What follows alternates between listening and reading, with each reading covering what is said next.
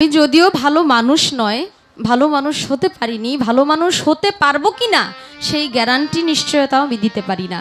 কিন্তু যেহেতু জিন্দাওলি মধু শাহ বাবার দরবারে এসেছি, আমি এই কথাটা দিতে পারি, আজকে রাত্রের জন্য আমি এই কথাটা আপনাদের কাছে বলতে পারি আমার মালিককে সাক্ষী রেখে, যে আমি যে ভক্তের অভিনয়টা করব, আমি এই ভক্তের অভিনয় দেখে মধু শাহ বাবার কোনো ভক্ত কোনোভাবেই যেন গুরুর প্রতি বেয়াদবি বা অন্যায় আচরণ, মন্দ কথা, কটু কথা না বলে আমি এমন একটা অভিনয় করার চেষ্টা করব যাতে অন্যান্য শিষ্যরা ভক্তের পথে অগ্রসর হয়। আমার দ্বারা কোনো অন্যায় কাজ হবে না, যদিও এটা আমার অভিনয়।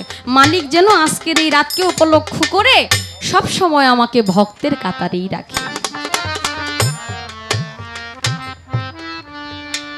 আসলে আমাদের তথ্য যোগাযোগ প্রযুক্তি এতই ভালো, কিছু কিছু বিষয় আমাদের প্রকাশ করা ঠিক না, এতে শিল্পী এবং সাধারণ মানুষ বিভ্রান্তিতে পড়ে।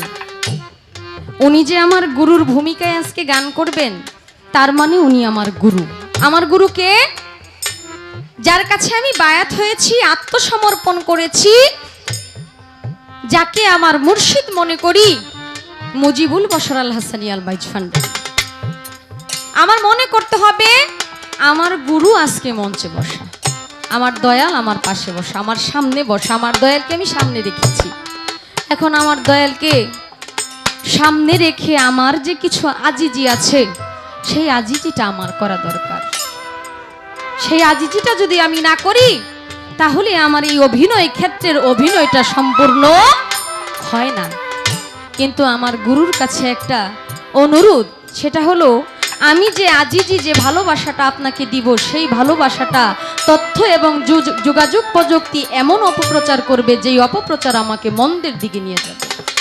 আমি সেই জায়গা থেকে আপনার কাছে ক্ষমা চেয়ে আমার সেই প্রেমময় ভক্তি আপনার চরণে রেখে আমার মন্ত্রটা আমি শুরু করছি। আপনি মনে করলেন আমি সেই জায়গাটা থেকে আপনাকে রেখেছি, আপনি আমাকে ক্ষমার চোখে দেখে শুধু সমাজ নিয়ে চলি বিধায় সেই জায়গাটা আপনি আমাকে একটু ক্ষমা চোখে দেখবেন, এটা আমার আজিজি রইল। আমি আমার ধারা থেকে একটি গান করব। শিষ্য হইল যারা প্রথম মুরিদ হয়, দয়ালের বাড়িতে যায়, দেখা দেখি বায়াত গ্রহণ হইল, মুর্শিদের হাতে হাত রাখলো। গুরু কি বলতে চায়, গুরু কি বুঝাইতে চায়, সেই বুঝ ক্ষমতা শিষ্যের ভিতরে আসে না। ভক্ত হইল এমন, গুরু কি বলতে চায়, গুরু আমার দিকে কেমন ভাবে তাকায়, কিসের জন্য তাকাইলো, সেইটা ভক্ত বুঝতে পারে। আবার কিছু কিছু সাধারণ শিষ্য সেটা বুঝতে পারে না। ভক্তের জায়গাটা খুব গুরুত্বপূর্ণ। অনেকেই বলে আমি ভক্ত, আসলে কিন্তু সে ভক্ত হইতে পারে না, কারণ ভক্ত অনেক শক্ত জিনিস, নরম জিনিস কখনো ভক্ত হইতে পারে না। কারণ দয়ালের প্রেমে পড়তে পড়তে নিজেকে যে শক্ত করে ফেলে, সেই তো হবে ভক্ত। এখন আমার দয়াল একটু কথা আছে, আমি আপনাকে সরাসরি কোনো প্রশ্ন করব না, আমি আপনার সাথে বেয়াদবি করতে ইচ্ছুক না। আমি আপনাকে প্রেমের মাধ্যমে বলতে চাই, আমি কিন্তু বাবা ভক্ত নামে অভিনয় করতেছি, আসলে কিন্তু আমি প্রকৃত ভক্ত না।